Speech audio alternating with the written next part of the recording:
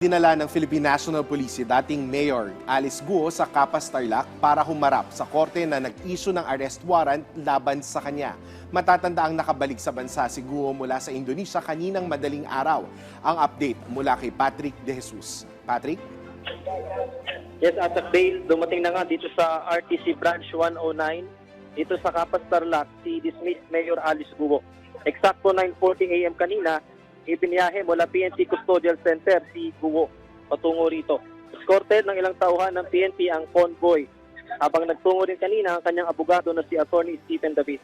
Bahagi ito asik bail ng proseso para nga personal na humarap at ipakitang inaresto si Guo sa Regional Trial Court Branch 109 ng Capas, Tarlac na naglabas ng warrant of arrest kaugnay ng kasong Anti-Graft and Corrupt Practices Act. Dalawang senaryo yung pwedeng mangyari. Una, depende ay kung maglalabas ng commitment order ang korte kung siya ikukulong sa ibang pasilidad.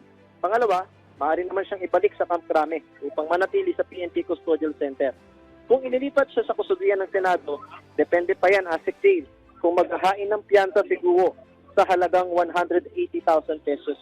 Pero kung hindi na, kailangang mag-request ng Senado upang humarap sa pagdinig si Guo kaugnay ng operasyon ng Pogo sa Bamban, Tarlac at human trafficking kung saan siya iniuugnay. Pero asik bail, base nga sa pinakauling impormasyon na ating natanggap mula kay Attorney Stephen David, ang abogado ni Alice Guo, sa ngayon daw ay mukhang malabong magpiyansa si Alice Guo. Pero nakadepende pa raw yan sa magiging desisyon ng korte.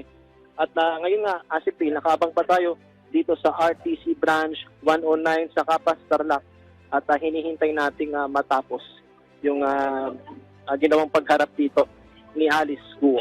Asik bail. Maraming salamat, Patrick De Jesus.